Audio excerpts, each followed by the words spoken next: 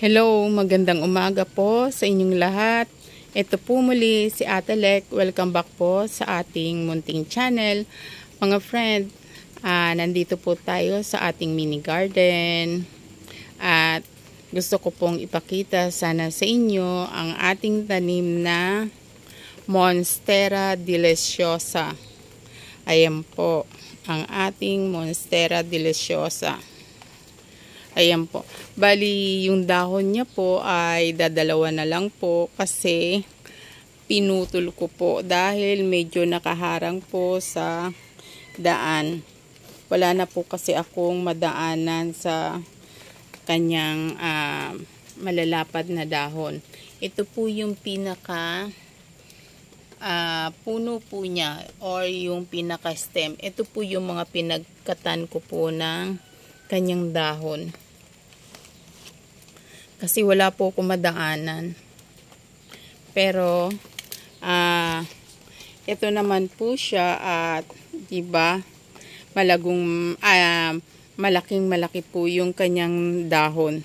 Malago po siya actually, pero pinutol ko nga po kasi medyo wala po ako madaanan kapag nandito po ako sa mini garden.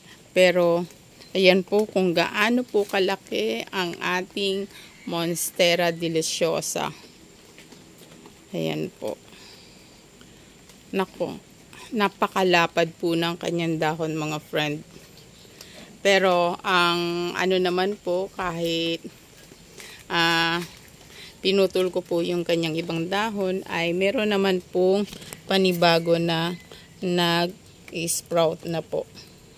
Kaya lalago din po yan. At ang ating Monstera deliciosa ay nakakapit na po sa ating wall or sa ating dingding. Ayan po yung kanyang roots. Ayan po. Diba? Nakakapit na po siya.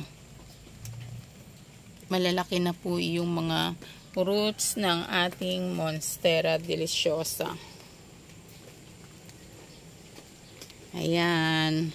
Hanggang sa muli po, ito si Ate Lek. Mag-iingat po kayo lagi. Shout out po sa inyong lahat.